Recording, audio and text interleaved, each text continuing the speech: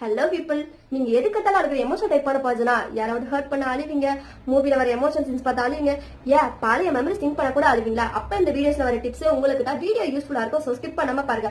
Number 1, யாராவது உங்களை hurt பண்ணாங்கன்னா அவங்க பேசுற எல்லா விஷயத்துக்கும் சரி சரி தலையாட்டிட்டு தயவு செஞ்சு அவங்க இருக்கிற இடத்த விட்டு அவாய்ட் பண்ணி போயிடுங்க. நம்பர் 2, மூவில வர எமோஷன் சீன்ஸ் வந்து ஜஸ்ட் அது ஒரு எமோஷன் கான்செப்டா பார்த்துட்டு அண்டர்ஸ்டாண்ட் பண்ணி விட்டுருங்க. எமோஷனல்ஸா உங்களுக்குள்ள இன்புட் பண்ணி நீங்க ரொம்ப எமோஷனல் ஆகாதீங்க. அப்புறம் எந்த மெமரிஸ் உங்களை அதிகமா திங்க் பண்ண வச்சு எமோஷன் உங்களுக்கு கொண்டு போகுதோ அந்த எமோஷனலா நீங்க திங்க் பண்ணவே பண்ணாதீங்க.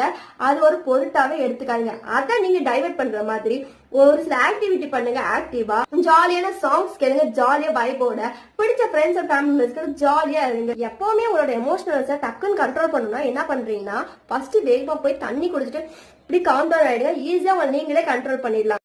உங்களை சுத்தி இருக்க பர்சன் யாராவது ரொம்ப எமோஷனல் டைப்பா இருந்தாங்கன்னா கண்டிப்பா உங்களுக்கு இந்த வீடியோ ஷேர் பண்ணி அவங்களோட ஹேபிட்டை சேஞ்ச் பண்றதுக்கு ஹெல்ப் பண்ணுங்க.